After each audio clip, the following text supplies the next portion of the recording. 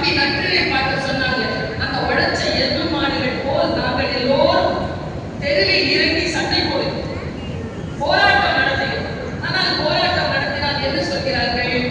போராட்டத்திற்கு வந்தால் உங்களுடைய மாத சம்பளத்தில் என்றைக்கு நீங்கள் போராட்டத்திற்கு வந்தீர்களோ அந்த நாளின் சம்பளம் பிடிபடும் என்று சொல்கிறார். அதனால் போராட்டத்தையே நாங்கள் எல்லாருமே வந்து ஞாயிற்றுக்கிழமைக்கு மாற்றி வச்சிருக்கிறோம். யோசிச்சு பார்த்தா திரும்பி திரும்பி என் பக்கத்திலேயே வந்துட்டு இருந்தாங்க. மாத சம்பளம் வாங்குறாங்க,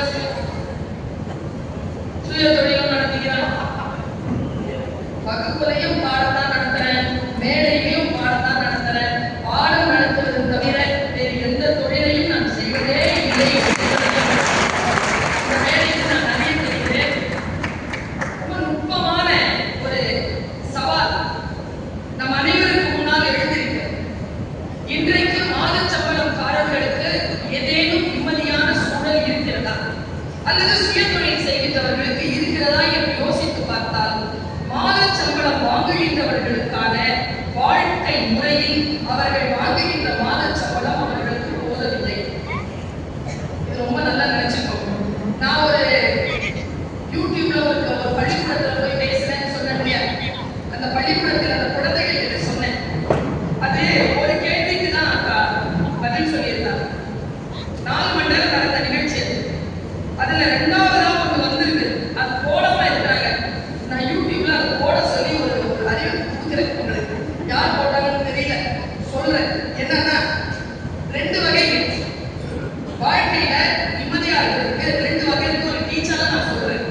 உலகமெல்லாம் போய் எழுச்சி உரையாற்றுகிறேன்னா இதைத்தான் எல்லோருக்கும் சொல்லிக் கொண்டிருக்கிறேன். இப்ப பாருங்க, நிறைய மார்க் வாங்குற மாதிரி படிச்சோம்னு வச்சுக்கோங்களேன், உண்மை நிறைய அதனால அந்த குழந்தைக்கு நான் படிக்க சொல்றேன்.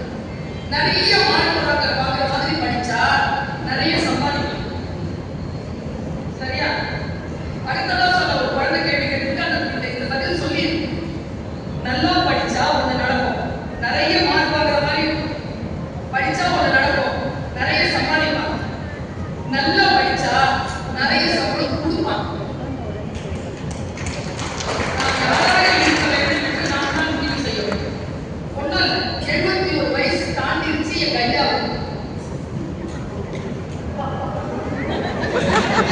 எங்கேயாவது வேலைக்கு போயிருந்தாருன்னா ரிட்டையர் ஆயிடும். இன்னைக்கும் இதோ நாகக்குத்தி பாண்டி போல இருக்கக்கூடிய சிறுவர்களை கூட வழிபடுத்துகின்ற அந்த பெரிய பொறுப்பிலே இருந்து கொண்டு வழிபடுத்தி கொண்டிருக்கிறார் என்றால் தனக்கான தொழிலை, தனக்கான சம்பாத்தியத்தை தானே முடிவு செய்த அந்த பேராண்மையான கலை. யோசித்து பார்த்தால் மாத சம்பளத்தில் உணரக்கூடியவர்கள் அதிலிருந்து விடுபட வேண்டும் என்பதற்காகத்தான் நாங்கள் சுயதொழில் என்பதை கையில் எடுத்துக்கொண்டோம். டாக்டர் APJ அப்துல் கலாம் இந்த நாட்டினுடைய வளர்ச்சியை 5ஆக பிரிக்கிறார். 5 விஷயங்களை சொல்றார். முதலாவது மின்சாரம் மற்றும் நீர் பகிர்வு, 2வது தகவல் தொழில்நுட்பம் அதன் வளர்ச்சி, 3வது உணவு மேலாண்மை, 4வது விழுமியங்களுடனான கல்வி, 5வது உற்பத்தி திறன். இந்த உற்பத்தி திறன் என்கின்ற சொல்லில்தான் மற்ற எல்லா விஷயங்களும் அடங்கி இருக்கிறது என்பதற்காகத்தான் மே 1ஆம் நாளை நம் உழைப்பாளர் தினமாக கொண்டாடுகிறோம்.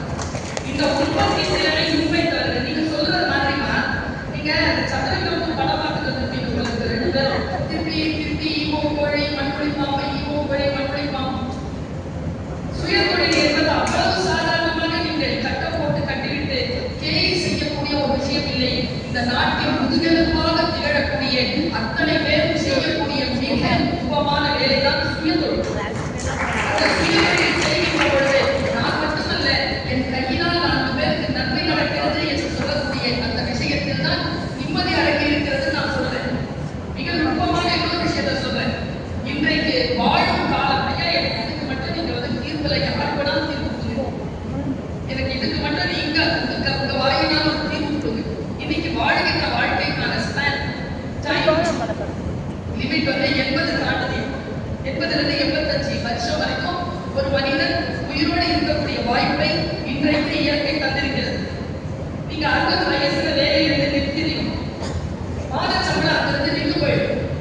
இங்க பெரிய பெரிய வேலை செய்யக்கூடிய சிஓஇ அந்த மாதிரி நான் சொல்றேன். சும்மா ஒரு பால்வாடியில வேலை செய்யற ஒரு தாய் வச்சுக்கோங்களேன்.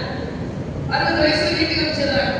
அவங்க மாசம் உள்ளவே 7,000 8,000 அதை வச்சுட்டு அவங்க வாழறாங்கன்னா 60 வயசுக்கு அப்புறமா பென்ஷன் கூட கிடையாது. அவங்க என்ன பண்ணுவாங்க? பூ கட்டுவாங்க.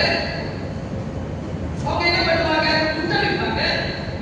சுயதொழில் தானே அவர்கள் வாழ வேண்டும். 60 85 வயது நீங்க பார்த்த தெருவில் இருக்கக்கூடிய அத்தனை வெள்ளர் எல்லாம் 60 வயதை தாண்டியவர்களாக ஏன் இருக்கிறார்கள் என்றால் மாதச் சம்பளம் பெறக்கூடியவர்களுக்கு 60 ஆண்டுகளுக்கு பிறகு வாழ்க்கையில் எந்த உத்தரவாதமும் இல்லை என்கின்ற சூழ்நிலை இந்த நாட்டில் நிகழ்கின்ற வரைக்கும் நீங்கள் எப்படி நிம்மதியான வாழ்க்கை மாதச் சம்பளத்தினால் கிடைக்கிறது என்று ஒரு பகுதி வயதுக்குரியவர்களை மட்டும் வைத்து தீர்ப்பு சொல்லிவிட முடியும். சுயதொழில் என்பதாக இருக்கக்கூடியதை ரொம்ப ஆச்சரியமாக நான் பார்க்கிறேன். நீங்க கஷ்டப்படுறவங்க தான். சுயதொழில்ங்கிறது அவ்வளவு சுலபம் இல்லை. வாங்கி வைக்கிற சரக்கு விற்கலன்னு வச்சுக்கங்களேன், எத்தனையோ பேர் பாதிக்கப்படுகிறார். ஐயா சொன்ன மாதிரி தான் 5 லட்சம் ரூபாய் கடன் வாங்கும் போது 5,20,000 ரூபாய் வாங்க என்கிற துணிச்சல், மற்றவர்களுக்கு செய்யக்கூடிய அந்த துணிச்சல் நான் எப்பொழுதும் சொல்லுவேன். யார் வள்ளல் தெரியுமா? வள்ளல் மனப்பான்மை யாருக்கு இருக்கு? பணக்காரனுக்கு கிடையாது. யார் ஒருவன் மனக்காரனோ அவன் தான் வள்ளலே தவிர பணக்காரர்கள் இல்லை. சுயதொழிலை நடத்துவதற்கான அந்த வாய்ப்பு இருக்கு இல்லையா? அந்த வாய்ப்பு பெற்றுக் கொள்ளக்கூடியவர்கள் தயவு செய்து உங்களுடைய ஐயாவுடைய ஒரு பேச்சு 15 வருஷத்துக்கு முன்னால பேசுறேன். இந்த மீட்டிங்கு வரும்பொழுது நான் அதை கேட்டேன். பல பேர் வந்து உங்க பேச்சு அப்படியே பேசி எல்லாம் பிழைத்து கொண்டிருக்கிறார்கள். ஆனால் நான் உங்களுடைய பேச்சை கேட்கின்ற பொழுதெல்லாம் வாழ்க்கையில் ஏதோ ஒன்று கற்றுக் கொள்கிறோம். இன்னைக்கு சொன்னீங்கல்ல 10 வயசு பிள்ளைய சாமிங்க 80 வயசு பெரியவரை வாழ போறாங்க. என்ன பண்பாடு இது? இதை கேட்பதற்கு ஒரு மூத்த குரல் இந்த தமிழ்நாட்டில் இருக்கிறது என்றால் சுக்கி சிவம் அவர்களுடைய சொல்லுவார். முதல்ல ஒரு தொழில் செஞ்சா முதல்ல 5 வருஷத்துக்கு நீ பணம் போடணும். அப்பதான் வளரும். அடுத்த 5 வருஷத்துக்கு அது சம்பாதிக்கும். ஆனா அதுல இருந்து எடுக்காம நீ திருப்பி அதுக்கு கொடுக்கணும். அடுத்த 5வது வருஷம் நீ உழைக்க வேண்டாம். அது வந்து சம்பாதிச்சு அதை பார்த்துக்கோ. ஆனால் கடைசியா 15 ஆண்டுகளுக்கு முன்னால் நீ ஒன்றுமே செய்யாமல் உட்கார்ந்து போனாலும் அது தன்னைத்தானே சம்பாதித்து அடுத்தவர்களை பாதுகாத்து ஒரு சிஸ்டமாக வளர்ந்து நிற்கும். அதுதான் சுயதொழிலுடைய மிக நுட்பமான விஷயம் என்று ஐயா ஒரு 15 ஆண்டுகளுக்கு முன்னால் பேசிய பேச்சை நான் கேட்டேன். இன்னைக்குங்க காலையில சாப்பாடு நீராகாரம் தான் என்றால் நீராகாரத்தை செய்து கொள்ளக்கூடிய வாய்ப்பு கூட இன்னைக்கு தலைமுறை கிட்ட போயிடுச்சு. உங்க சொல்றாங்கல்ல, நான் துணிச்சலா சொல்றேன். இந்த மாதச் சம்பளக்காரர்களுடைய மாதச் சம்பளத்தை முழுசா அப்படி போட்ட வாங்கிக்கணும்னா சுயதொழிலாளர்கள் தான் முடியும். ஏன்னா அவர்களிடத்தில் என்ன போயிடுச்சு தெரியுமா? பட்ஜெட் போயிடுச்சு. அவங்க ஒன்றும் பட்ஜெட் பண்றதே இல்லை வாழ்க்கை. எங்க பட்ஜெட் பண்றீங்க நீங்க? ஹோட்டலுக்கு போய் சாப்பிடுறது கூட கிடையாது. எல்லாம் ஆன்லைன்ல தான் ஆர்டர் பண்றீங்க. அப்போ ஆன்லைன்ல நீங்க ஆர்டர் பண்ணி சாப்பிடுறீங்கன்னா அது சுயதொழில் நடத்துகின்றவர்களால் தான் நீங்கள் வாழ்ந்து கொண்டிருக்கிறீர்கள். அவர்கள் உங்களை வசதியாக வாழ வைத்துக் கொண்டிருக்கக்கூடிய சூழ்நிலையில் இருக்கிறார்கள். ஆனால் கஷ்டப்பட்டு தான் நாங்கள் அந்த வாழ்க்கையை வாழ்கிறோம். இந்த நுட்பமான விஷயத்தை மட்டும் நாம் புரிந்து கொண்டால் சுயதொழில் என்பது மாதச் சம்பளக்காரர்களுடைய முழு வாழ்க்கையை தன் கையில் எடுத்துக்கொண்டு நிர்ணயிக்கக்கூடிய மிக சூட்சமான வேலையை அவர்கள் செய்து கொண்டிருக்கிறார்கள் என்பதை மட்டும் நாம் புரிந்து கொள்ள வேண்டும். காலையில கஞ்சி குடிக்கிறதுக்கான கஞ்சி ஆர்டர் பண்ணா வருது. யார் பண்றா? மாதச் சம்பளக்காரர் பண்ணி அனுப்புறாங்க. சுயதொழில் செய்கின்றவன் செய்திருக்கிறார். நிறைய பேர் இந்த டீ போடுறது நீங்க காலை ஆன்லைன்ல ஆர்டர் பண்ணுறீங்க. யார் கொண்டு வந்து கொடுக்குறா அந்த டீயை? யார் போடுறா அந்த டீயை? சுயதொழில் செய்யக்கூடியவன். நான் இப்படி சொல்றேன், என் சம்பளம் யூஜிசி சம்பளம் தான் 1,65,000 ரூபாய். பிடித்தமெல்லாம் போகணும். ஆனா நான் சொல்றேன், என்னை விட மாதச் சம்பளமாக வாங்கிக் கொண்டிருக்கக்கூடிய என்னை விட சுயதொழில் செய்கின்றவர்கள் உயர்ந்தவர்கள். ஏன் தெரியுமா? என் சம்பளத்தில் 1 ரூபாயை கூட நான் அதிகமாக சம்பாதித்து விடவே முடியாது. என் சம்பாத்தியத்தை யாரோ ஒருவர் முடிவு செய்கிறார். ஆனால் சுயதொழிலில் இருக்க அவர்கள் தங்களுக்கு தாங்களே குறிவைத்து முடிவு செய்கிறார்கள். எவன் ஒருவன் தன் சம்பாத்தியத்தை தானே முடிவு செய்வானோ அவன்தான் மற்றவர்கள் சம்பாத்தியத்தை முடிவு செய்வதை விட உயர்ந்தவனாக இருக்கிறான் என்பதை நீங்கள் புரிந்து கொள்கிறீர்கள். இப்படி சொல்லி நான் நிறைவு செய்கிறேன். திருப்பி ஒரு விஷயம் போட்டி இருக்குது, போராட்டம் இருக்குது, போட்டி